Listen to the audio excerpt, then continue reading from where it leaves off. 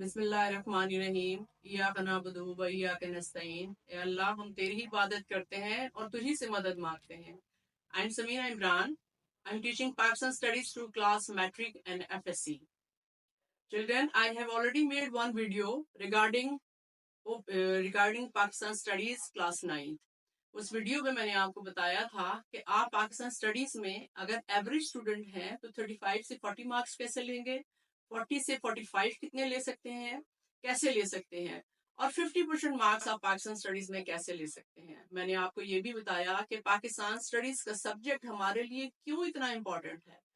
अक्सर बच्चे science subjects में मेहनत करने में इतने बिजी होते हैं कि उनको याद ही नहीं रहता कि जब वो प्रोफेशनल लाइफ में आते हैं, जब वो आर्मी का इम्तहान देंगे या एयरफोर्स का देंगे, NTS का देंगे, तो उसमें ज्यादा क्वेश्चन जो है वो पाकिस्तान स्टडीज से लिए जाते हैं और स्पेशली 9th की पाकिस्तान स्टडीज बहुत इंपॉर्टेंट है। अगर आप उसकी रीडिंग करें, अगर आप उसको अच्छे तरीके से पढ़ें, तो एक तरह से आप फ्यूचर प्लानिंग कर रहे हैं। आपने जिस भी प्रोफेशन में जाना है और जो भी टेस्ट देना है, आप उसकी तैयारी अभी से शुरू कर रहे हैं। आज की इस वीडियो में मैं कोशिश करूंगी कि chapter 1, first chapter, ideological basis of Pakistan, Pakistan की नजरियाती असास को हम डिस्कस करेंगे और मैं आपको ये बताऊंगी कि 8 दिन में आपने इस चैप्टर को कैसे रिवाइज करना है। मैंने आपको बताया था कि पाकिस्तान स्टडीज के 4 चैप्टर हैं और चारों चैप्टर्स के ऊपर हम अलग अलग वीडियो बनाएंगे। आज की वीडियो बहुत अहम है। आज की वीडियो में मैं चैप्टर 1 को डिस्कस करूंगी और मैं आपको बताऊंगी कि आपने 8 दिनों में चैप्टर 1 की तैयारी कैसे करनी है। अगर आप इतनी परेशानी में इसको याद करना शुरू करेंगे या ये सोचेंगे कि 2 दिन में मैं एक चैप्टर कर सकता हूँ, ये तो चैप्टर छोटा है, ये मुमकिन नहीं है। आज का चैप्टर 1 जो है, ideological basis of Pakistan, Pakistan की नजरियाती असास, इसको मैंने 8 दिनों में डिवाइड किया है और हर रोज आपका 1 घंटा मुझे चाहिए इस चैप्टर की तैयारी के लिए। और मैंने इस पूरे चैप्टर को 8 डेज में डिवाइड कर दिया है और मैंने आपको पहले भी बताया था कि अगर आप पाकिस्तान स्टडीज की तैयारी एक एक हफ्ते में करना चाहेंगे तो मुमकिन नहीं है। अगर आप थोड़ा थोड़ा रोज पढ़ना शुरू करेंगे, आधा घंटा या 1 घंटा पढ़ेंगे, तो यकीन करें आपके लिए तैयारी आसान हो जाएगी। पाकिस्तान स्टडीज का पेपर 50 मार्क्स का होता है। आज मैं आपको इस लेसन में ये बताऊंगी कि आपने अपने इस सब्जेक्ट पे 12 मार्क्स का पेपर कैसे तैयार करना है। यानी कि 4 अगर चैप्टर हैं तो 12 मार्क्स का पेपर जो है वो फर्स्ट चैप्टर में से आएगा। तो मैंने आपको ये तमाम रूल्स इन पेपर्स के ऊपर मैंने लिख दिए हैं। आप मेरे लिंक में इसको ज़रा अच्छे तरीके से पढ़ लीजिएगा।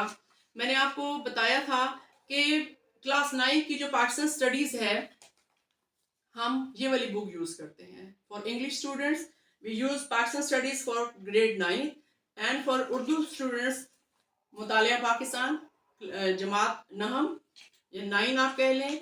और मैंने ये भी आपसे रिक्वेस्ट की थी कि when you start the preparation of the paper of Pakistan studies class 9 you must have these 2 books with you. देखिए, ये इंग्लिश स्टूडेंट के लिए मरियम की है, ये उर्दू स्टूडेंट के लिए मरियम की है। मैंने मरियम की का एक एक सवाल, MCQs, पेपर्स, सब कुछ बड़ी बारीकी से मैंने पढ़ा है। मैं इस चीज़ को कहना चाहती हूँ कि डिफरेंट बुक्स पढ़ने से बेहतर है आप ये 2 बुक्स अपने साथ लें। ये की बुक्स हैं और इनमें बेस्ट नोट्स हैं। और मैं आपको ये भी बताना चाहती हूँ कि पाकिस्तान स्टडीज के आंसर क्वेश्चन अगर आप बुक में से याद करें तो वो सबसे बेस्ट है, क्योंकि जो टेक्स्ट बुक होती है वो कोई एक बंदा नहीं लिख रहा होता, एक पूरी टीम लिख रही होती है, उसके ऊपर इतनी रिसर्च की गई होती है। और अगर आप आंसर बुक में से करेंगे तो आपको बहुत ज्यादा आसान लगेगा। So let's start ideological basis of Pakistan. देखिए, चैप्टर फर्स्ट पेज के ऊपर ही ये जो क्वेश्चन है, इनको एसएलओ बेस्ड क्वेश्चन कहा जाता है। बच्चे अक्सर घबरा जाते हैं कि एसएलओ बेस्ड क्वेश्चन है, क्या ये बहुत मुश्किल है? ऐसा कुछ भी नहीं है। एसएलओ बेस्ड क्वेश्चन और लास्ट में जो आपकी एक्सरसाइज के क्वेश्चन है, ये वाले क्वेश्चन आंसर शॉर्ट और लॉन्ग दोनों, ये ऑलमोस्ट सेम होते हैं, ये डिफरेंट नहीं होते। उनको लिखने का तरीका डिफरेंट होता है। क्वेश्चन को हमेशा याद रखें, आंसर तो सेम ही होता है, लेकिन क्वेश्चन को घुमा फिरा के पेपर में इसलिए दिया जाता है कि बच्चे शायद कंफ्यूज हो जाएं, लेकिन आपको कंफ्यूज होने की जरूरत नहीं है। 6 नंबर का पेपर तो आपके फर्स्ट पेज के ऊपर है। देखें कितना इंपॉर्टेंट पेज है। पेज नंबर 7 अगर आप याद कर लेते हैं तो आप देखें कि ये 4 शॉर्ट क्वेश्चन है 3-3 नंबर के। आपको मैंने बताया था पेपर पैटर्न में कि क्वेश्चन नंबर 1 जो है वो एमसीक्यूज है 10 मार्क्स का, और क्वेश्चन नंबर 2 जो है वो 24 मार्क्स का होता है, जिसमें आपने 8 शॉर्ट क्वेश्चन सॉल्व करने होते हैं। उसमें से 2 क्वेश्चन तो इस पेज में से आ जाते हैं, सिर्फ उसका अंदाज डिफरेंट होता है, लेकिन ये पहला पेज ही इतना इंपॉर्टेंट है।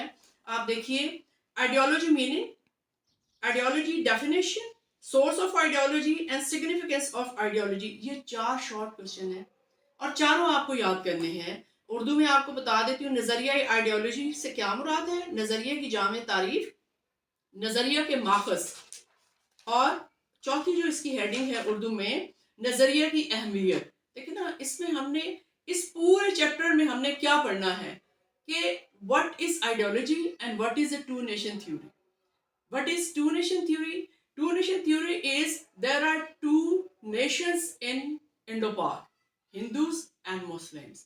So they are different, their language, their traditions, their source of income even, and their religion, their holy books, and their culture, everything is different. So how it was possible to live together in subcontinent? It was very difficult. So हमेशा याद रखें कि ideology, what is the meaning of ideology, ये एक different question है, ये एक different question है। In this question only we will discuss ideology. One thing I wanted to discuss, sources of ideology. अक्सर बच्चे इसमें मिस्टेक कर देते हैं, सोर्सेज ऑफ आइडियोलॉजी में हमेशा डेफिनेशन लिख देते हैं। देखिए, सोर्सेज ऑफ आइडियोलॉजी क्या है, history, traditions, customs and religion, ये सोर्सेज ऑफ आइडियोलॉजी है। इस पे ये सोर्स है, आइडियोलॉजी के सोर्सेज हैं, इसमें आप आइडियोलॉजी की डेफिनेशन नहीं लिख सकते। तो आप देखें, अगर आप फर्स्ट पेज के ऊपर ये चारों क्वेश्चन याद कर लेते हैं तो 6 नंबर का पेपर तो आपका डन हो गया, क्योंकि डेफिनेशंस भी आ जाती है और सोर्सेज ऑफ आइडियोलॉजी तो अक्सर ही इसमें आ जाते हैं। ठीक है जी, अब हम आ जाते हैं कि मैं अब आपको ये बताना चाहती हूँ कि आपने फर्स्ट चैप्टर को स्टार्ट कैसे करना है। फर्स्ट डे हम डिस्कस कर रहे हैं। फर्स्ट डे आपने इस चैप्टर की अच्छे तरीके से रीडिंग करनी है, 2 दफा इसकी रीडिंग कर लें, और जितनी डेट्स हैं उनको आप हाईलाइट कर लें। ये फिर आपके ब्रेन में बैठ जाएंगी कि किस डेट पे क्या चीज़ जो है ना वो हुई थी। तो रीडिंग आपने 2 दफा करनी है फर्स्ट डे। और MCQs page number 12, MCQs page number 12, आपकी मर्जी आप बुक में से कर लें, आपकी मर्जी आप मरियम की में से कर लें। ये 2 चीजें आपने फर्स्ट डे में करनी है। तो आप याद रखिएगा, मैंने 8 दिन में चैप्टर 1 आपको करवाना है। इसी तरह उर्दू में भी सेम बुक है, पेजेस का हार्डली एक आध पेज का फर्क आ जाता है, लेकिन इंग्लिश और उर्दू की बुक जो है वो सेम है। तो मैं आपको ये बता रही हूँ कि फर्स्ट डे आपने रीडिंग और एमसीक्यूज करने हैं, पेज नंबर 12। और मैं अपने लिंक में आपको शेयर कर दूंगी कि एमसीक्यूज आपने किस तरह करने हैं और कौन सा पेज करना है। और इसके लिए आपको कोई एक्स्ट्रा नोट्स बनाने की ज़रूरत नहीं। यकीन करें कि आपको एक्स्ट्रा नोट्स की ज़रूरत नहीं है, आप बुक में से ही इसका आंसर जो है फाइंड आउट करें। और एसएनओ बेस्ड एक्सरसाइज के मैंने पेज नंबर आगे मेंशन किए हुए हैं, उसके ऊपर लिखा हुआ है कि किस पेज के ऊपर कौन सा आंसर है। अब आगे second day, second day page 7, learn 4 question answers. Second day में आपने ये वाले 4 क्वेश्चन आंसर जो मैंने अभी शॉर्ट आपको बताए हैं, ये सेकंड डे में याद करने हैं, और ये इतने आसान हैं। अगर आप इनकी 2 दफा रीडिंग करें ना तो आप लिखने के काबिल हो जाएंगे। मेरी आपसे रिक्वेस्ट है कि जो भी चीज़ आप याद करेंगे ना, उनको याद करके आपने लिखना है। खाली याद करने का कोई फायदा नहीं, आप भूल जाएंगे। तो सेकंड डे आपने page number 7 learn 4 question answer. और 4 क्वेश्चन आंसर क्या है, ideology meaning, ideology definition, sources of ideology, significance of ideology, नजरिए से क्या मुराद है, नजरिए की तारीफ, नजरिया के माखज और नजरिया की अहमियत। मैं कोशिश कर रही हूँ कि उर्दू और इंग्लिश दोनों में एक्सप्लेन करूँ, क्योंकि कुछ बच्चों ने मुझे रिक्वेस्ट की है कि आप उर्दू की बुक भी साथ साथ डिस्कस किया करें। अब आ जाए तीसरा दिन। तीसरे दिन में आपने describe and explain Pakistan ideology, page number 8। And question number 4, explain fundamental principles of Pakistan ideology. This is also page number 8. ये 2 क्वेश्चन आपने थर्ड डे में याद करने हैं, और कोई इतने मुश्किल नहीं, एक एक पैराग्राफ है सिर्फ। थर्ड डे में आपने क्वेश्चन नंबर 3 और 4 करना है। Question number 5, right a short note on the economic basis of the Pakistan movement, page number 8। और क्वेश्चन नंबर 6 है, state briefly Sir Syed role regarding two nation theory, page number 8, last paragraph, page number 8, last paragraph. ये to nation theory की definition और regarding sir Syed Ahmad Khan, ये तो आप अच्छी तरह याद कर लें, आपकी मैट्रिक में आएगी, ये क्वेश्चन आएगा, आपका एफएससी सेकंड ईयर में भी ये क्वेश्चन आएगा, इवन मेरे मास्टर्स के जब पेपर हो रहे थे पाकिस्तान स्टडीज के, उसके ऊपर भी ये क्वेश्चन आया हुआ था। ये हो गया जी आपका फोर्थ डे में आपने क्वेश्चन नंबर 5 और 6 करना है।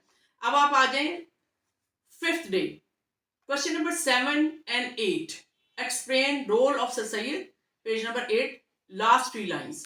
ये एक शॉर्ट क्वेश्चन है। Question number 8, give statement of Quaid-e-Azam in relation to non Muslims minorities. देखिए इस क्वेश्चन में कायदे आजम मोहम्मद अली जिन्ना ने जब पाकिस्तान बनाया और जब 3 जून प्लान बन रहा था और जब 14 अगस्त को पाकिस्तान बन चुका था, तो कायदे आजम ने बड़ा ब्रीफली इस चीज को एक्सप्लेन किया था कि पाकिस्तान में मुसलमानों के अलावा बहुत सारी छोटी छोटी माइनॉरिटीज हैं, अकलियतें हैं, और हमारे ये 1956 के कॉन्स्टिट्यूशन और 1962 के कॉन्स्टिट्यूशन और 71-72 में जो कॉन्स्टिट्यूशन बना, उसमें ये चीज मेंशन है कि माइनॉरिटीज को अपने मजहब के मुताबिक जिंदगी गुजारने का पूरा हक है, और ये सबसे पहले कायदे आजम ने इस चीज को क्लियर किया।